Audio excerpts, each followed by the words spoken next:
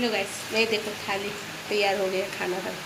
खाना बनाए जो थाली देख सकते। ये देखिए हमारा, ये 2 जन के साथ में खाने का हम अब मेरे हाथ में ये खीर, आलू गोभी पनीर की सब्ज़ी, धनिया पत्ता और पूड़ी है, पापड़ है, खीरा है, सलाद, प्याज। हम लोगों ने ये भी चलते सावन महीना चल रहा है इसलिए हमने खाते हैं।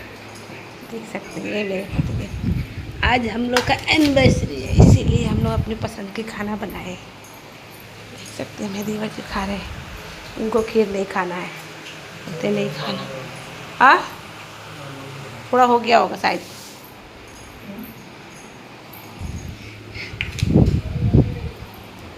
और मैं ये लाइट चालू कर दिए, देख सकते हैं।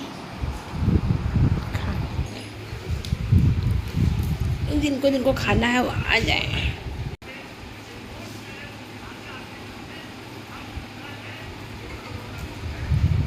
Bye bye.